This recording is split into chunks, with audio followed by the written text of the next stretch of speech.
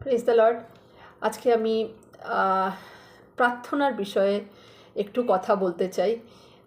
কারণ আমরা যদি দেখি সারা পৃথিবীতে বিভিন্ন মানুষ, বিভিন্ন সম্প্রদায়ের মানুষ প্রত্যেকেই প্রার্থনা করেন কোনো না কোনোভাবে, কোনো ক্রিয়াকর্মের মাধ্যমে, বিভিন্ন নামে, বিভিন্নভাবে তারা উপাসনা করেন।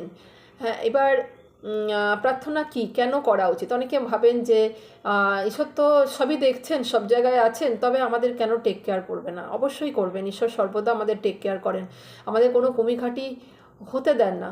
সব সময় আমাদের উপরে একদম বলার আগে অনেক কিছু চলেও আসে। মানে আমরা যা যোগ্য নই তার থেকে বেশি উনি দিতে সামর্থ্য পরমেশ্বর।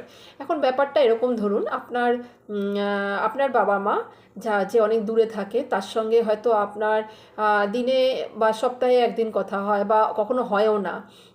তো আপনার বাবা মার কেমন লাগে? আপনার বাবা মার কি ভাল লাগবে আপনি যদি তার সঙ্গে যোগাযোগ না করেন, কথা না বলেন? কিন্তু আপনি যদি রোজ তার সঙ্গে খানিকটা সময় ব্যতীত করেন, তা তো আপনার যদি কিছু একটা দরকার হয়, সেটা যদি আপনি পিতা মাতাকে বলেন, মা বাবা আমার এটা লাগবে, তবে বাবা মা খুশি হন এবং ওটা দিয়ে থাকেন। ওই জন্য আমি বলবো যে প্রার্থনা হচ্ছে সেই কমিউনিকেশন যেটা আমরা ঈশ্বরের সঙ্গে করে থাকি। দেখুন, পরমেশ্বরের বচনে, বাইবেলে এটা লেখা আছে যে কি করে প্রার্থনা করবেন, প্রার্থনা কি, সেখানে অনেক কিছু লেখা আছে। আমি একটা অংশ পড়ছি, পড়বো না আজকে, আমি মুখেই বলছি। এখানে লেখা আছে যে তোমরা যারা প্রার্থনা করবে তারা জেনে রেখো যে প্রার্থনা করার আগেই পিতা জানেন কি তোমার ইচ্ছা, এবং সেটা হয়ে যাবে। এবং এটাও লেখা আছে, যখন প্রার্থনা করবে তখন অনেক বেশি বকবক করো না, অনেক বেশি লম্বা কথা বলো না। কারণ অনেকেই মনে করেন যে বেশি লম্বা কথা বললে, অনেক কিছু ভালো ভালো শব্দ চয়ন করলে ওটা প্রার্থনা। আসলে ওটা প্রার্থনা নয় ঈশ্বরের দৃষ্টিতে। নিশ্চয় আমাদের অবশ্যই হৃদয়টা দেখেন যে আমরা কি হৃদয় নিয়ে আর কি বোঝ নিয়ে আমরা প্রার্থনা করছি অন্যের জন্য। সেটা খুব ইম্পর্টেন্ট। আর দুরকম ছেলে মেয়ে হয় না, একরকম ছেলে মেয়ে শুধু নিজের কথাই ভাবে, বাবা মার কাছে আজকে এই দাও, আজকে টাকা দাও। কিছু টিনেজ ছেলে মেয়েদের দেখতে পাওয়া যায়, তারা শুধু নিজের বিলাসিতার জন্য তারা বাবা মার কাছে জোর দেয়, এটা দাও, ওটা দাও, সেটা দাও। হ্যাঁ, এবং পেয়ে গেলে বাবা মাকে থ্যাঙ্কস পর্যন্ত দেয় না। এবং ধীরে ধীরে ধীরে ধীরে তাদের এই দৌরাত্ম্যটা বাড়তে থাকে। কিন্তু তারা শুধুমাত্র স্বার্থপরতার সঙ্গে এই ব্যাপারটাকে ব্যবহার করে। মানে এই বাবা মার সঙ্গে চেয়ে চেয়ে পাওয়া যায় যতটা, এরকম মানুষ আমরা দেখি। কিছু মানুষ ঈশ্বরকে এই জন্য প্রার্থনা করে কি, তার ঈশ্বরের সঙ্গে সময় কাটাতে ভালো লাগে, মানে ঈশ্বরের সঙ্গে এই জন্য কথোপকথন বলেন যে তারা কিছু চায় না, তারা ঈশ্বরের সঙ্গ চায়। এবং বচনে লেখা আছে, যারা সর্বান্তকরণে আমার কাছে আসবে এবং প্রার্থনা করবে তারা আমাকে পাবে, কারণ তারা সর্বান্তকরণে আমাকে খুঁজছে। তো এরকম খোঁজিকে পরমেশ্বর পছন্দ করেন। আর এরকম ছেলে মেয়েকেও বাবা মা পছন্দ করেন না, যারা নাকি কিছুই চায় না বাবা মার কাছ থেকে, কিন্তু বাবা মার সঙ্গে গল্প করতে তাদের ভালো লাগে, কিছুটা সময় তারা বাবা মার সঙ্গে কাটান। তো এরকমই ঈশ্বরও পছন্দ করেন, তার সঙ্গে আমরা খানিকটা সময় কাটাই। এবং ঈশ্বর বলছেন, যখন প্রার্থনা করবেন তখন যাও, তোমার অন্তরাগারের দরজা বন্ধ করে ভিতরে গিয়ে প্রার্থনা করো। এখানে তার মানে শুধু এই নয় যে ঘরে নির্জনে গিয়ে দরজা বন্ধ করে প্রার্থনা করার কথা বলা হচ্ছে, তাই নয়। এটা বলা হচ্ছে আমাদের মন তো ডিস্ট্র্যাক্টেড থাকে, বিভিন্ন দিকে থাকে। আমাদের আমাদের দেখবেন যখন আমরা প্রার্থনায় বসি তখন বিভিন্ন কথা মনে পড়ে, এটা করতে হবে, এরপরে এই রান্না করতে হবে, বা বাইরে এই কাজটা বাকি আছে। তো ঈশ্বর বলছে মনে সেই দরজাটা বন্ধ করতে, যাতে নাকি সেখানে আমাদের মন বিভিন্ন অভিলাষার দিকে, বিভিন্ন কাজের দিকে না যায়। আমরা যেন যতটুকু সময় পরমেশ্বরের সঙ্গে কাটাই, একদম এক চিত্ত এক মন হয়ে কাটাই। এবং আমরা যখন প্রভু বলছে, যদি আমার নামে কিছু চাও তো তোমাকে দেওয়া হবে, এটা দেওয়া যাবে, কারণ এই ওনার নামে, প্রভু যিশুর নামের একটা জোর আছে। ওই জন্য আমরা এতদিন আগেও প্রার্থনা করতাম, যখন প্রভু যিশুকে জানতাম না তখন আমি অনেক প্রার্থনা করেছি, কিছুর উত্তর এসছে, কিছুর আসেনি, ম্যাক্সিমামই আসতো না। আর সবথেকে বেশি আমার তখন মনে হতো যে সত্যি কি কেউ আছে যে আমাদের প্রার্থনা শোনে? কই কিছুই তো উত্তর আসছে না, দিন দিন আরও খারাপ হয়ে যাচ্ছে। আর অনেকভাবে চেষ্টা করতাম যে দেবদেবীকে খুশি রাখতে, সময় মতো জল বাতাসা সব কিছু দিয়ে, বা বেশি বেশি বেশি দিন এখানে ওখানে গিয়ে, মন্দিরে গিয়ে, অনেক জায়গায় অনেক কিছু করে, কিন্তু এটা জানতাম না যে আমার দেহটাই মন্দির হতে পারে। এটা জানা ছিল না। যখন প্রভুকে জানলাম তখন জানতে পারলাম যে আমার দেহটাই মন্দির হতে পারে। কি করে? যে লেখা আছে পরমেশ্বরের বচনে, যখন আমরা প্রভুকে আমাদের উদ্ধারকর্তা হিসেবে স্বীকার করি, মানে মুখে বলা শুধু না, হৃদয় থেকেও আমরা বিশ্বাস করি এবং স্বীকার করি, তাকে বাবা বলে ডেকে উঠি, তিনি আমাদের জন্য পবিত্র আত্মা দেন এবং সেই পবিত্র আত্মা আমাদের হৃদয়ে থাকে এবং দেহটা আমাদের তখন মন্দির হয়ে যায়। তো আমরা আমাদের মন্দিরে যাওয়ার দরকার নেই, আমাদের আমাদের দেহের ভিতরেই মন্দির, মানে আমরা যেখানে যাব সেটাই মন্দির হয়ে যাওয়ার কথা। একজন বিশ্বাসী সেটা বিশ্বাস করে। কিন্তু তা সত্ত্বেও কিন্তু ঈশ্বর ভেতরে থাকা সত্ত্বেও কিন্তু আমরা প্রার্থনা করি। কারণ আমরা দেখেছি প্রভু যিশু যখন পৃথিবীতে ছিলেন অনেকবার আমরা দেখেছি উনি নির্জনে গিয়ে প্রার্থনা করছেন, বড় বড় কার্যও করেছেন, কিন্তু উনি প্রার্থনা করতেন পিতার সঙ্গে, কিন্তু উনি কমিউনিকেশন রাখতেন। তো উনি এটা আমাদের আজ্ঞা দিয়েছেন যে তোমরা মাঙো তো তুমি দেওয়া যায়গা, মানে তুমি চাও তো তোমাকে দেওয়া যাবে, খটখটাও তো তোমার জন্য দরজা খোলা যাবে, তুমি যদি খোঁজো তুমি আমাকে পাবে, এটা ওনার প্রতিজ্ঞা। তো উনি বলছেন যে যে তোমরা খুব প্রেসাস, তোমরা খুব ঈশ্বরের চোখে দুর্মূল্য, কারণ ঈশ্বর তোমাকে নিজের স্বরূপে বানিয়েছে।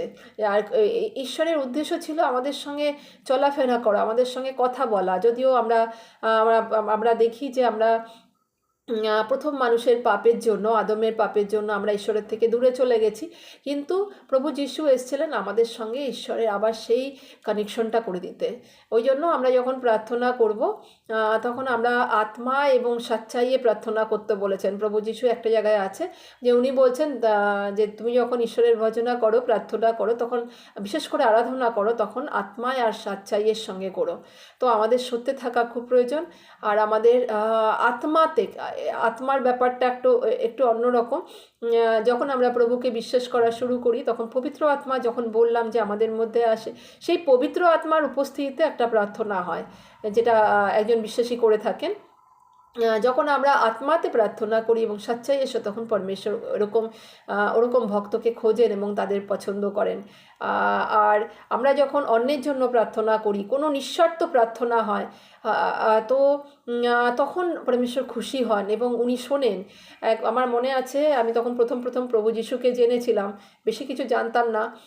তো একদিন প্রচণ্ড ঝড়, আমি দিল্লি এনসিআরে থাকতাম, এবং প্রচণ্ড ঝড় আঁধি এসছে মাঝরাতে, এবং এত জোর ছিল ওটাতে, তো মানে আমি শব্দ আসছিল যে দুমদাম কোনো কিছু ভেঙে যাচ্ছে, পড়ে যাচ্ছে। তো আমার না সেই সময় আমি একটা খুব ছোট একটা প্রার্থনা, আমার মনে, প্রার্থনাও বলবো না, আমি একটা কথা বলছিলাম ওনাকে বলেছিলাম, প্রভু দেখো এত ঝড় হচ্ছে, আঁধি হচ্ছে, তুফান হচ্ছে, তো এটা হবেই, কিন্তু যদি শুধু বৃষ্টি হতো, তবে আমাদের রাস্তার উল্টো দিকে যে ঝুপড়ি আছে, সেই ঝুপড়ির মধ্যে আমি দেখেছিলাম 2জন প্রেগনেন্ট মহিলা আছে।